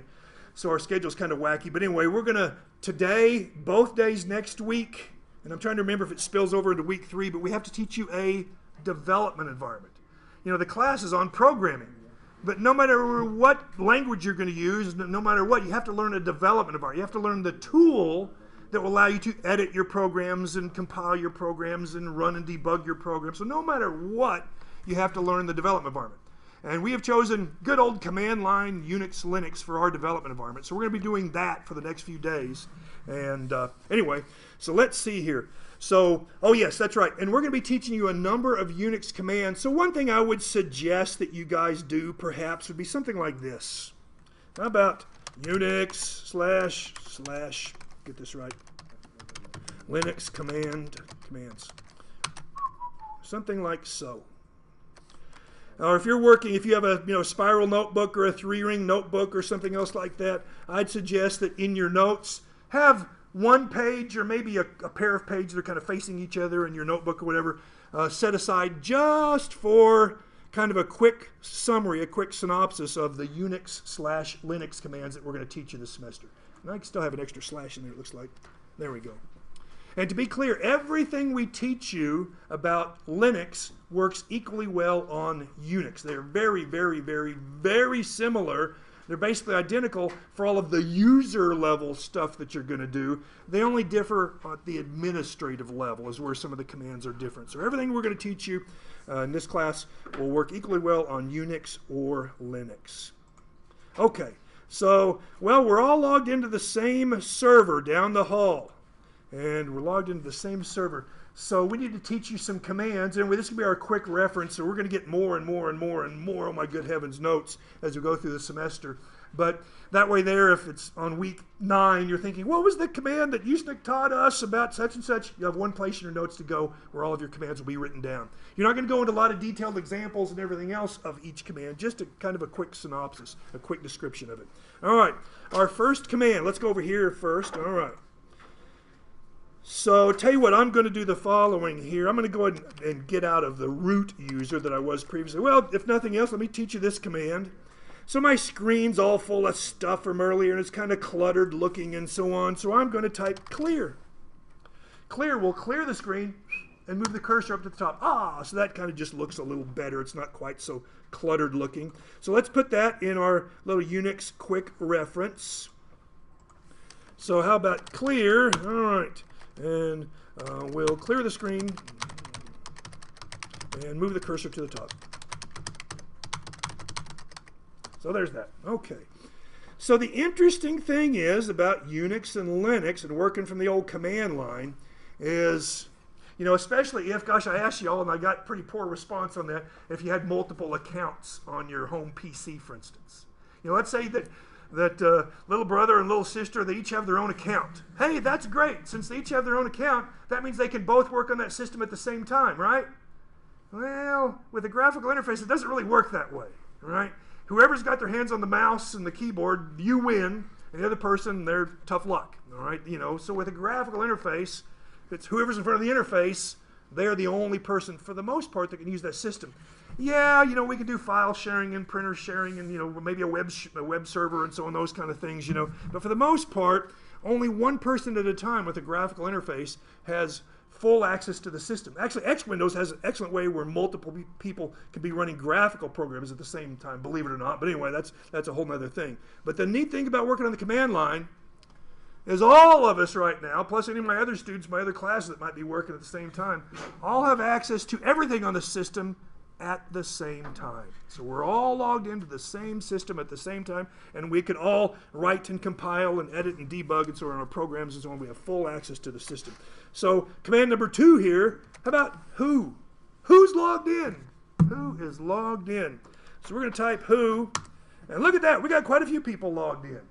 So it shows all of the usernames, what terminal or pseudo terminal they logged into, and it has the date. It also shows the IP address that they logged in from. All right, so there's that. Looks pretty good. There's another version of this. So I'll type it over here in the notes. All right, so who will display who is logged in into the server. There's a shorter version of that, a shorter in terms of what you have to type, and that is W. So W is kind of similar. Shows you the username information and so on. But one other thing's kind of useful, I guess. It shows you when they logged in at, and then how long has it been since they've been idle.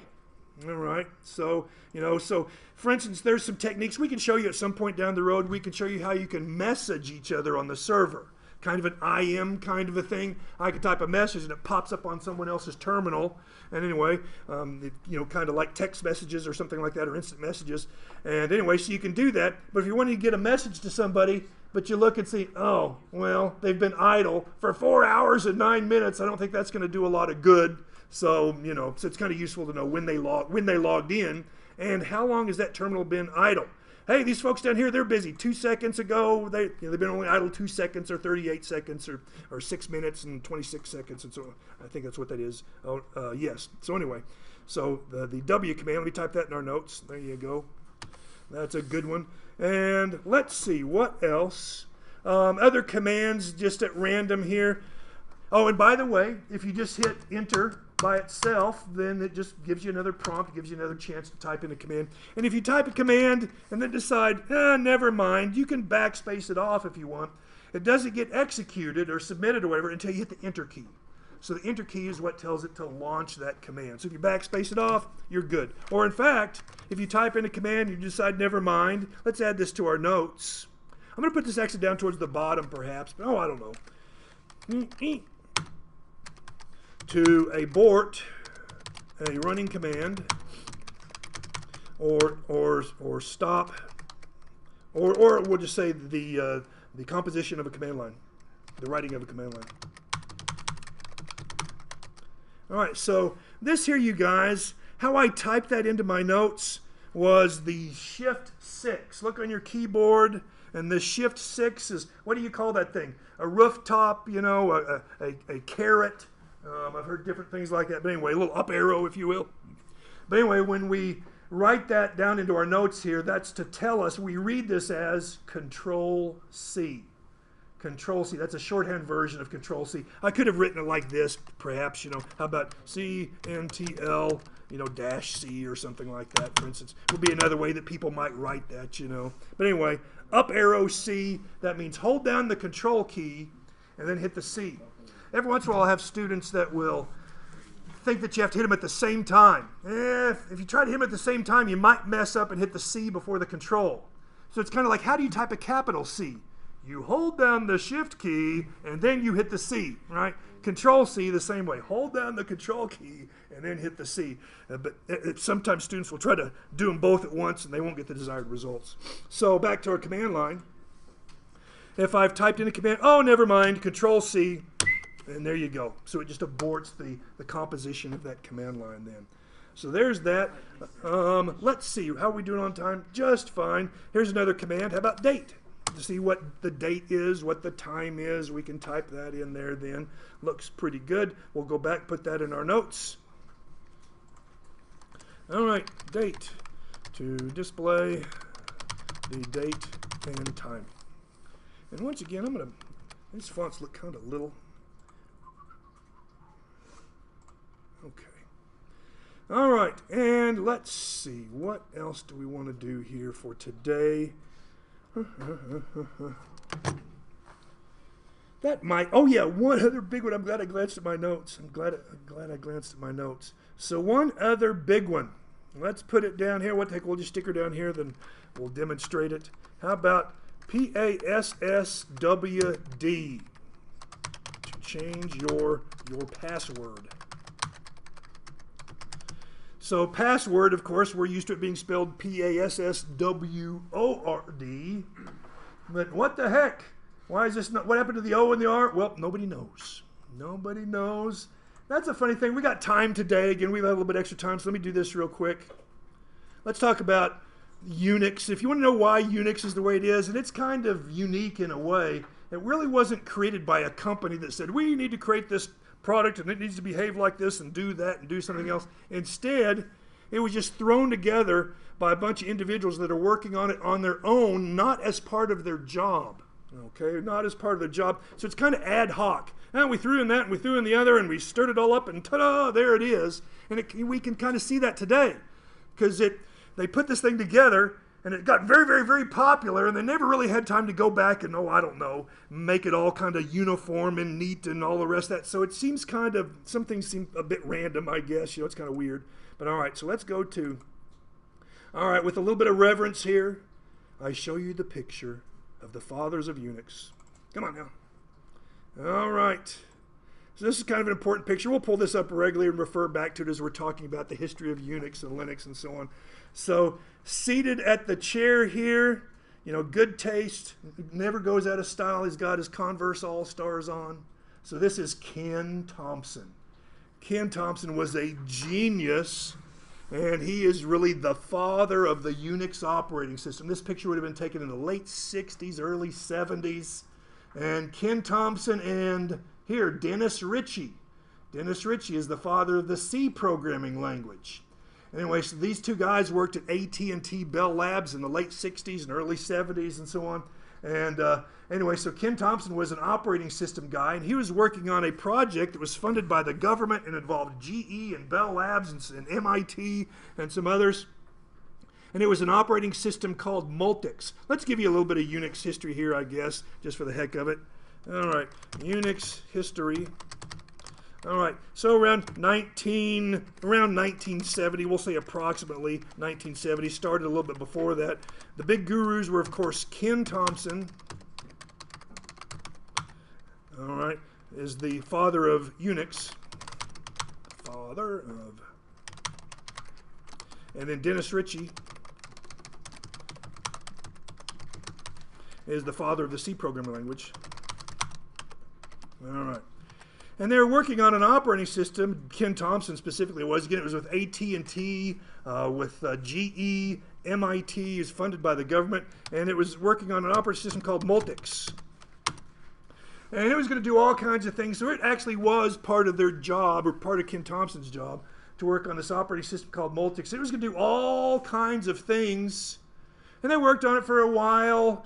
And then during the off hours, this is no lie, during the off hours, Ken Thompson wrote a computer game called Space Travel and got it running on this system that he was working on. But then soon after, they pulled the plug on the research project they were working on, so the Multics project went down the tubes. And he says this somewhat jokingly, but Ken Thompson said, hey, so I lost this system here, but I was enjoying working on this game.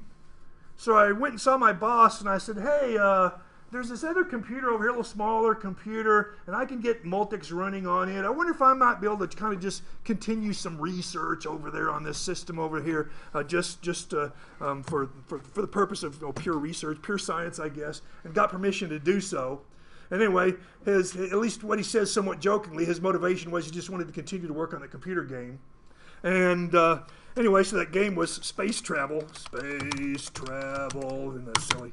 And anyway, so he started working on this system on his own. He continued to do some operating system development to allow it to better support his silly little game that he was working on. And eventually he kind of scaled it back a little bit. So multi, that means many, multiple, right? Multi. So the original operating system was going to do multi things. And anyway, then Ken Thompson, somewhat jokingly, they said it was a pun or a joke or something else like that. Well, we're scaling Multics back. We're going to scale it back. It's not going to do a whole bunch of things. Maybe it's only going to do one thing, the computer game. And so he called it Unix, spelled like this. All right. So that's just a spin-off, a funny little spin-off of the term Multics. Since it doesn't do multiple things, now it just maybe does one thing at a time. Then he's going to call it Unix. And anyway, some other people got interested, and he met Dennis Ritchie. And so Ken Thompson and Dennis Ritchie then, the operating system that Ken Thompson had been working on, it was 100% written in assembly language. But Ken Thompson, he was working on an early version of the C programming language, which was and is to this day the systems programming language over the entire world. And Dennis Ritchie said, hey, how about we port my C compiler to your system, and then we're going to rewrite the operating system and the file system and all the utilities and everything. We're going to rewrite it all in C. And so sure enough, Ken Thompson and Dennis Ritchie, they did that. They ported the C programming language over. They rewrote everything in C. And so Unix is well known for. It is the first operating system in history to ever be written, or well, I guess I should say rewritten, in a high-level programming language. Instead of being written in assembly language, it's written in a high-level language. We'll talk more about what that means on our next class period. But anyway, Unix is the first operating system to be written in a high-level programming language, C in this case. And then it became very popular very quickly. Lots of people were interested in it. Lots of people started using it, and it just took off like a house of fire. And soon thereafter, they renamed it to Unix, spelled like so. All right. Okay, so there's that. And I guess we're done over here. And oh yes, so what you'll see though, kind of throughout, is some of the commands and how they behave and things they do. You might have two commands that are kind of similar, but ultimately how you interact with them and so on is kind of different. It just wasn't standardized. It wasn't a top-down driven project and so on. It was just a bunch of old hippies in the late 60s and early 70s that were all geniuses just working together, and you do that and you do that and I'll do the other, and they all dumped it in, and there you go. And basically it just stuck. It just stuck. And so even today, parts of it just seem a little bit, I guess weird, It's just not so refined. Like think about Microsoft products. Whether it's email or Word or PowerPoint or whatever, they kind of have the same interface. They used to be menu driven, now it's the little ribbon at the top and so on. But if you know how to use one Microsoft tool, you can kind of use the others because they were kind of top-down driven. This is how our software these days behaves, and it's all going to behave the same, and you change settings and so on in kind of a similar manner and so on. But anyway, that's a top-down design from a big corporation. This is 8 or 10 old hippies just working together and throwing things together, and just kind of took off, So there's a lot of commands that are kind of weird in how they were named and so on. So the password command is the last one we were talking about. I'm not going to bother to change my password, but it's one of a number that we'll see that, hey, how come there's some letters missing here in the word? Well, I don't know, it just is. So password spelled as such. Now it's going to ask you for your current password. Again, so it won't be echoed. It won't be echoed here, so don't expect it to. And then after you type that in correct, I'm going to go ahead and Control-C. After you type that in, then you type in your new password. And so as part of your homework for today then, let's see, where's that homework part? Right here, okay. So how about, this is an important one, change your password. All right, so there's that. I think that might be it for our homework, so I might go ahead and do this here. There we go. Oh, that's not exactly what I wanted. Anyway, I guess that's good enough. Okay. So change your password. And I got some bad news. Oh no. By default, the Linux system we're running here, it wants a good password. I know we hate to hear that. I know I hate to hear that, I think it's 8 characters, thrown in uppercase letter, a number or a piece of punctuation, something like that. You know how it goes. But keep banging away at it. Because now, to be clear, I can't look on the server anywhere and tell what your password is. Your password is stored in an encrypted form. And I can see the encrypted version of it, And anyway, I can recognize what the encrypted version of let me in is. Okay, I can recognize the encrypted version of let me in because it's the same for all of us. You know, if everybody here has let me in as their password, it's in that file stored in its encrypted form the same way. I can't unencrypt it, but I can look at the encrypted version. I can recognize that. And I'm here to tell you, we'll just say by the next class period, if your account still has let me in as its password because you haven't changed it, then you are at risk of me inserting another character into the encrypted character string, which will break your password then, in other words. I'll lock you out of your account. So that's on your homework list. Change your password then before our next class period.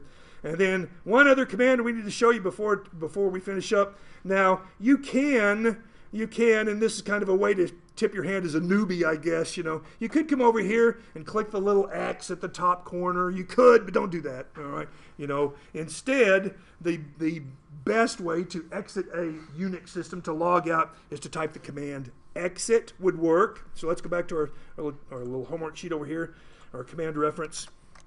Exit, or, all right, I'll do this.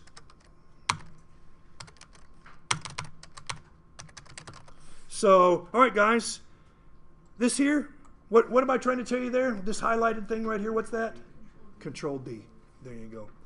So, if so you can type exit, that works perfectly fine.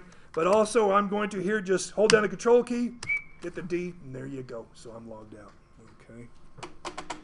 Well, hey, it's 11 o'clock. It's been 2 hours. We didn't go quite the 2 hours, 15 minutes. I'm going to apologize ahead of time. PF2 and 3, we do a fair amount of just talking about things and a little back and forth in class and how might we tackle this problem? You guys share some ideas and we kind of refine that. So it's kind of more casual. We even have more days that we just have as a lab day. Come if you have questions. If you have any questions, then we won't come and so on. So PF2 and 3 are kind of more casual in that regard because by the time you get there, you kind of know the nuts and bolts of writing a computer program. And now we're just starting to talking about logic and solving different kinds of logical problems and so on. But PF1 is all about the nuts and the bolts, and there are a bunch of them. There's a bunch of them. So I'll apologize ahead of time. It's rough on you guys and me too. But during PF1, I'm going to sit down and turn on the fire hose, and we're going to go for probably 2 hours, sometimes 2 hours and 15 minutes, most days during the semester. And again, it's tough on me, and I know it's boring for you guys also, but it gets better. It gets better, in fact, once we get past midterm, even in this class. And it certainly is better in PF2 and 3. But you'll have to bear with me. It's going to be a big, long lecture just about every day for quite some time in PF1, just because there's lots of little details that you have to learn. But they'll get better with time. Appreciate you guys here. If you have any questions, anybody want to ask a question before we shut off the video? Otherwise, come see me after class. Y'all have a good weekend, and we will see you next time.